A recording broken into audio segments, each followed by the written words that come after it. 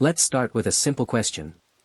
What happens when a star known for controlling the screen is placed into a role that doesn't control the story? That is exactly what happened with Gong Ryong in When the Stars Gossip.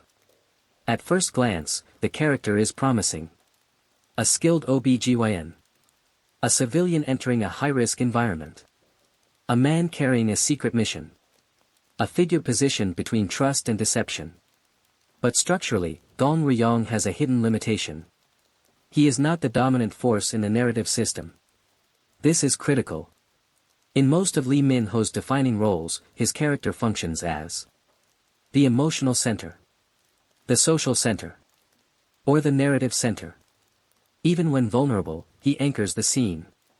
The world moves around him. Gong Ryong doesn't.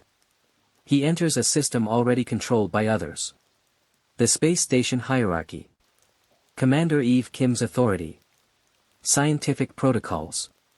Survival rules. He is an outsider. And not just socially, structurally. That means he spends a large portion of the story adapting, reacting, hiding, negotiating, instead of driving events. This is not inherently a weakness in writing. In fact, it can create a powerful character arc, if the story compensates with internal conflict or gradual rise in influence. But in this case, many viewers felt that compensation was incomplete. The result is a very specific perception problem. Lee Min-ho is present, but not dominant. Visible, but not decisive. Central in casting, but not central in narrative force. And audiences feel that instinctively. This creates dissonance. Why does the main actor feel like he's not fully in control? Because structurally, he isn't. For a lesser-known actor, this might not matter. But for Lee Min-ho, whose screen identity is built on presence and authority, it becomes noticeable. This is one of the most precise examples of how casting and character design must align.